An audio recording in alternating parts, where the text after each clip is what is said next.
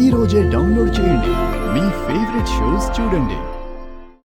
వదిన గురించి నీతో మాట్లాడాలన్నయ్య. ఏ విషయమమ్మా? అన్నయ్య, ఈ పెళ్లి గురించి వదిన ఏమనుకుంటుందో నీకు తెలుసా? ఏమనుకుంటుంది? వదినికి ఈ పెళ్లి గోపి పొంతులోని పిలుస్తుంటే దాంతో మాట్లాడి నువ్వు రారా? వస్తున్నా, ఇప్పుడే వస్తాను. అన్నయ్య, అన్నయ్యకి నిజం చెప్దామంటే కుదరట్లేదు. పోనీ పెద్దయ్యకైనా చెప్తావా?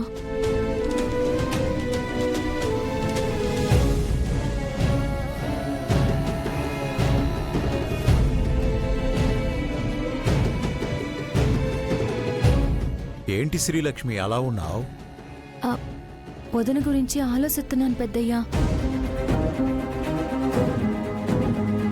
వదిన గురించా? ఏం ఆలోచిస్తున్నావు? వదినికి ఈ పెళ్లి ఇట్టం లేదనిపిస్తుంది పెద్దయ్యా. ఇట్టం లేని పెళ్లి చేస్తే వాళ్ళ జీవితాలు బాగుంటాయా పెద్దయ్యా? నీకిలా అనిపించడంలో తప్పు లేదమ్మా. తన ప్రవర్తన చూశాక ఎవరికైనా ఇలాంటి అనుమానం రాక తప్పదు. సింధుజాక్షికి ఇష్టం లేనిది పెళ్లి కాదు. ఈ పల్లెటూర్లు, ఈ వాతావరణం, ఈ ఆచారాలు, సాంప్రదాయాలు. దానికి తోడు సింధుజాక్షి ఒంటరిగా ఎక్కడా బతకలేదమ్మా. రే, వాళ్ళంతా ప్రశాంతంగా ఏం మాట్లాడుకుంటున్నారు? రే, మా లక్ష్మి చెప్పదురా. చెప్పకపోతే పోనీ అక్క, నిన్ను ఎలాగైనా నేను పంపిస్తాను. ప్రతిదానికి ఎవరో ఒకరు సాయం చేయాలి, తన పక్కనే ఉండాలి. చిన్నపిల్లలప్పుడంటే ఓపిగ్గా సాయం చేస్తారు గాని పెళ్ళయ్యాక కూడా ఎవరు సాయం చేస్తారు చెప్పు? గోపి ఓపికస్తుడు కాబట్టి సింధుజాక్షికి ఓర్పుతో అన్నీ నేర్పుతాడనే నమ్మకంతోనే నేనీ నిర్ణయం తీసుకున్నాను.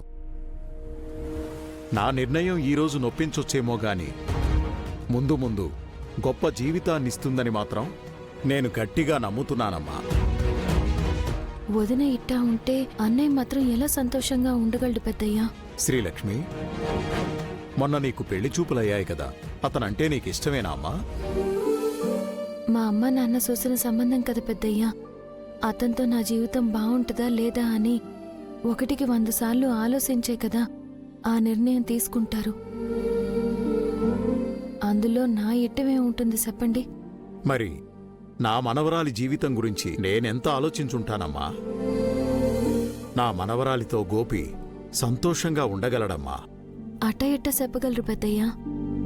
ఎలా అంటే, గోపీకి సింధుజాక్షంటే ఇష్టమని నాకు తెలుసుగాబట్టి చెప్తున్నాను. ఇష్టమంటే నిన్నో మొన్నో వచ్చిన ఇష్టం కాదమ్మా, బాల్యం నుంచే ఇష్టం.